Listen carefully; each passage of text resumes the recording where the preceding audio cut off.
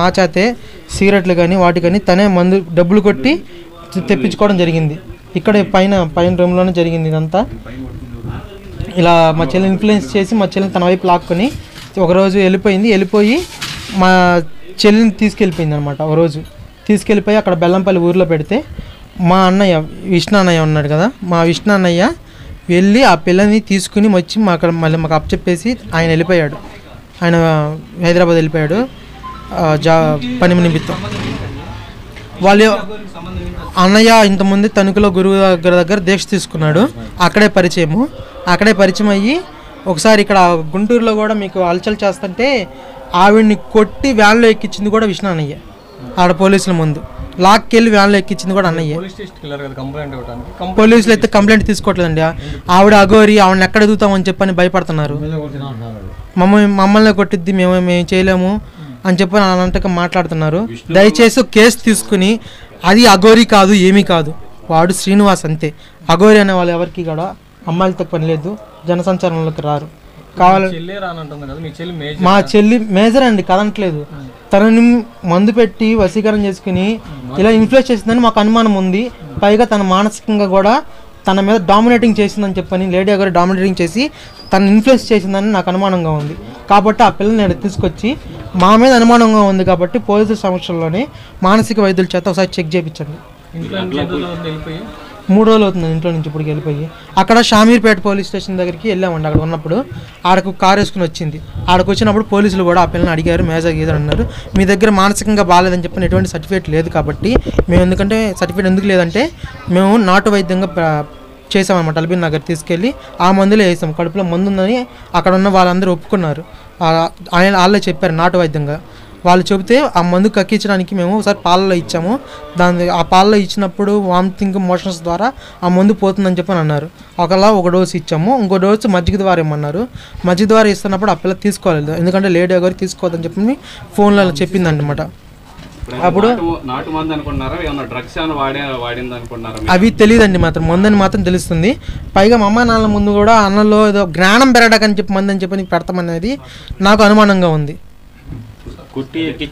Shamirpet police స్టేషన్లో అక్కడ నుంచి ఆ పిల్లని తీసుకెళ్తూ కూడా నేను డైరెక్ట్గా ఆ పిల్లని తీసుకెళ్ళి మంగళగిరి వెళ్తానని చెప్పింది. కానీ మంగళగిరి రాకుండా అటు నుంచి అటు మంచిర్యాల తీసుకెళ్ళి బెల్లంపల్లి తీసుకెళ్ళింది. అలా ఎందుకు చేసింది నాకు అదొకటి కావాలి.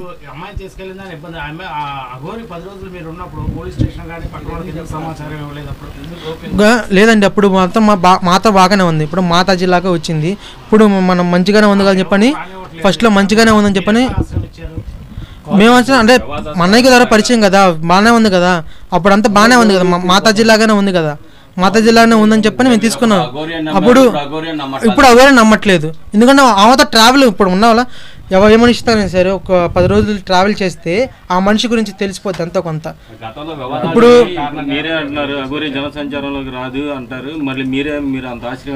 అదే ఇలాగ మసీదులకి కూలుస్తానని చెప్పండి, దర్గాలకు కూలుస్తానని చెప్పండి అలా వచ్చింది కదా, అలానే తీసుకొచ్చింది కదా, ఆ ఆశ్రయం కోరింది కాబట్టి తీసుకోవాల్సి వచ్చిందండి.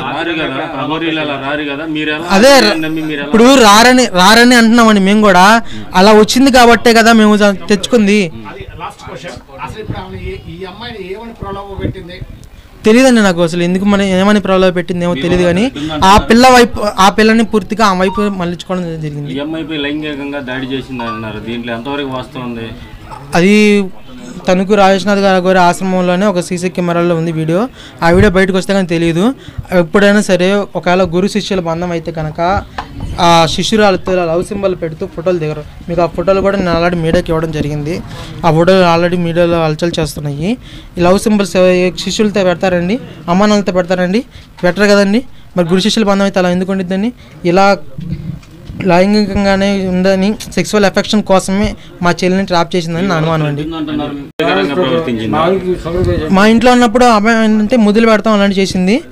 ఒకసారి తాళి కడుతున్నట్టుగా మా అమ్మ నాన్న ముందు సరదా తాళి కట్టి ఎమ్మటనే నేను అది సరదా కట్టాను, అది సరదా అని చెప్పని మాట మార్చేసిందంట. లైంగికంగా వేధించడం కదండి, సెక్సువల్ ఎఫెక్షన్ కోసం ట్రై చేసింది. ఇలా కారణం సై తీసుకురామని చెప్పని మీ అన్నయ్య భలే ఉన్నాడు. ఓ రోజు నైట్ నాతో పడుకో ఇంజనీరింగ్ చదువుకుంది. అసలు ఇట్లాంటి దానికి వాడు ఎట్లా అమ్మాయిని ప్రలోభ పెట్టాడు? ఎట్లా అంటే మీకు తాడేపల్లి 50 లక్షలు పెట్టి ఇల్లు కట్టిస్తాను, మీ నాన్నకి నేను రాజాలా చూసుకుంటాను, నీ సాధనలో ఎవరైనా చేస్తాను, నేను బాగా చూసుకుంటానని మాయ మాటలు చెప్పాను. ఈ అమ్మాయి అసలు ఏ ఉద్దేశంతో వెళ్ళిందో ఆడి ఏం చెప్పాడు? ఈ అమ్మాయికి ఎవరైనా అంటే ఏం చేస్తారంట? అఘోరి విద్య నేర్పుతారంట, లేకపోతే డబ్బు పరంగా ఏమన్నా?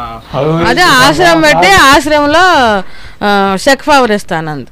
చెక్ పవర్ ఆల్రెడీ ఇచ్చిందంట, ఎక్కడో కొందంట, అన్ని ఫ్లాట్ అటు ఇటు కొందంట. ఆశ్రమం కట్టిస్తున్నా నేను, ఆశ్రమంలో చెక్ పవర్ ఇస్తాను, ఇంకా డబ్బులు మొత్తం నీయగా, ఇంకా నీ ఇష్టము. అప్పుడు ఫస్ట్లో అనుకున్నారుగా తీసుకున్నాడు. ఇప్పుడు అమ్మాయితో మీరు మాట్లాడుతున్నారు ప్రస్తుతం? మీ అమ్మాయితో లేదండి, నా పిల్లల పని కానీ మా ఫోన్ కాంటాక్ట్ లేదండి. ఎక్కడ ఉందని మీ అనుమానం? మీరు షామీర్పేటలో కంప్లైంట్ చేయడానికి వెళ్ళారు కదా, అమ్మాయి ఎట్లా వెళ్ళారు మీరు? అక్కడ ఉందని వీళ్ళు వెళితే వాళ్ళు అనుకోకుండా వచ్చారంటండి. వీడియో చూసా నేను, నాకు తెలియదు. అనుకోకుండా వచ్చారంట. వస్తే మరి కేసు పెట్టి వీళ్ళు అరిచారంట. పిల్లల్ని లాక్కు రాబోతుంటే పిల్లల్ని నేను స్టేషన్కి అప్పచెప్తాను అందంట.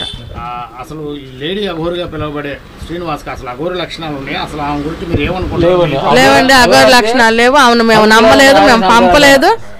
ఆమె పిల్లకి డబ్బు ఆశ చూపించి మీ లైఫ్ సెటిల్ అయిపోద్ది, నీకు నేను జీవితం ఇవ్వాలనుకుంటున్నాను అని పిల్లల్ని ప్రలోభ పెట్టి తీసుకెళ్ళిందండి.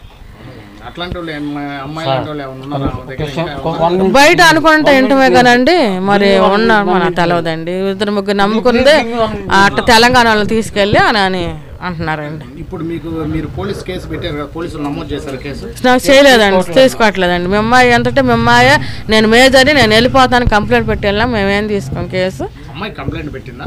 పెట్టిందండి, ఇక్కడ మంగళగిరిలో పెట్టింది. నేను మేజర్ని, నేను వీళ్ళతో ఉండదలుచుకోవట్లేదు, నేను అఘోరమ్మ ఉండాలనుకుంటున్నాను. అంతకు ముందర అఘోరమ్మ మా పిల్లల్ని పెంచుకుంటున్నానని స్టేట్మెంట్ ఇచ్చింది ఈ మీడియాలో.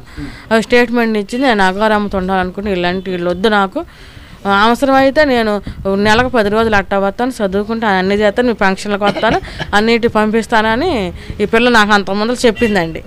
చెప్తే ఏంటంటే అమ్మ అట్లా వద్దులే, నేను అసలు ఆమె దగ్గరికి వద్దు, ఆ మంచిది కదంటే అమ్మేసిద్దంట, వ్యభిచారకాలకి అమ్మేసిద్దంట, వాళ్ళ అఘోరాలతో పొణికేసిద్దంట, మళ్ళీ వాళ్ళు పూర్వజన్మలు అదంటే ఇదంటే నీకు ఏదైనా పని మా డిమాండ్ మా పిల్లలు మాకు తెచ్చేసేయాలి. నేను ఫోన్ చేయలేదండి అఘోరి. ఆమె ఫోన్ చేసుకుని ఎవరు రాజకీయ నాయకుడు, తెలంగాణ రాజకీయ నాయకుడు, మనం తెలియదు, తెలంగాణ రాజకీయ నాయకుడు బీజేపీ నాయకుడు అంట. ఆయనకు ఫోన్ చేసుకుని ఆమె ఫోన్ పేలో డబ్బులు వేయించుకుంది. ఇది చూసావా, నీకు ఫోన్ చేస్తే డబ్బులు వేశారు. మీరు కానీ ఒప్పుకుంటే నీ కూతురు నా ఎండ పంపిస్తే, నీ కూతురు సాధన నేర్పి, నీ కూతురు అగ్రస్థానంలో నిలిపి మిమ్మల్ని చాలా ఐస్థానంలో నిలుపుతానంది. అమ్మ నా కూతురు అడిగి రాలే, నా కూతురు అడిగి రాలే, నా కూతురు అడిగి రాలే, నా కూతురు వచ్చినాకు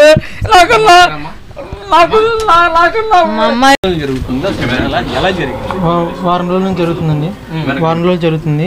లేడీ అఘోరి వచ్చి మా ఇంట్లోనే వారం రోజులు ఉంది. వారం రోజులు ఉండి మా చెల్లిని ఇలా ఇన్ఫ్లుయెన్స్ చేసి తన కడుపులో మందు పెట్టి ఇక్కడ ఏదో శుద్ర పూజలు లాంటివి చేసి మా చెల్లిని కూర్చోబెట్టిన పూజలు లాంటివి చేసి చేతులు ఏళ్ళతోటి ముద్రలు చేస్తుంటే ఓ రోజు నేను చూసి తన రూమ్లోకి సడన్గా తోసేసరికి నువ్వు ఎందుకు వచ్చి రూమ్లోకి అని చెప్పి గట్టిగా అరవడం జరిగింది. నేను అప్పుడు భయపడినాక మళ్ళీ తర్వాత నిదానంగా బయటకు వచ్చి ఇలా ఏం లేదమ్మా మేము ఏదో చిన్న పూజ చేస్తున్నాను అని చెప్పానంది. అలాగే మా అమ్మ నాన్నల ముందు కూడా ఏదో ఆ పిల్ల జ్ఞానం పెరగడానికి అని చెప్పని ఏదో లేహ్యాలు ఏదో మందు తను తినే ఫుడ్లో కలిపి పెట్టిందంట. అదేమంటే మా అమ్మ నాన్న అడిగితే ఏం కలుపుతున్నావు ఏం పెడుతున్నావు అంటే తన ఆ పిల్లకి చదువుకుంటుంది కాబట్టి జ్ఞానం పెరగడానికి నేను మందు పెడుతున్నానని చెప్పని అందంట. ఆ పిల్ల ఏమో చూస్తే తీరా మాకే యాంటీగా మారిపోయి నాకు అమ్మ వద్దు, నాన్న వద్దు, అన్నయ్య వద్దు, నాకు ఎవరు వద్దు, వాళ్ళు ఏమైపోయినా పర్లేదు, నేను అమ్మ లేడీ అఘోరితోనే ఉంటానని చెప్పని మాట్లాడుతుంది. ఫోరోస్ టోల్గేట్ దగ్గర మా అన్నయ్యకి పరిచయం అండి, విష్ణు అన్నయ్యకి. ఒకసారి అంటే మా చిన్నప్పటి నుంచి మేము ఆయన దగ్గర ఉన్నామండి. ఆయన గ్యాస్ కంపెనీ పెట్టినప్పుడు గ్యాస్ కంపెనీలోనే పనిచేస్తూ అక్కడే ఉన్నామండి.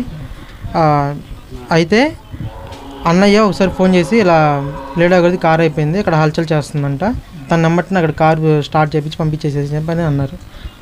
స్టార్ట్ చేసి పంపిస్తే కార్ తీసుకొచ్చి ఇక్కడ పని చేసేది మా ఇంటికి వస్తానని చెప్పని 2 రోజులు వచ్చి ఇంట్లో ఉందండి.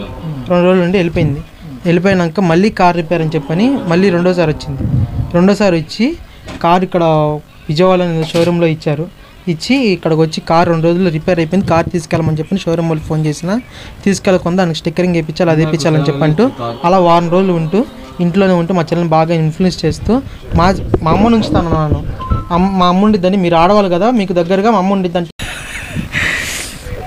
నా కూతురు నాకు కావాలి, నేను మన డిప్యూటీ సీఎం పవన్ కళ్యాణ్ గారికి విగ్రహం చేసి విధంగా ఎదుర్కొంటున్నాయింది.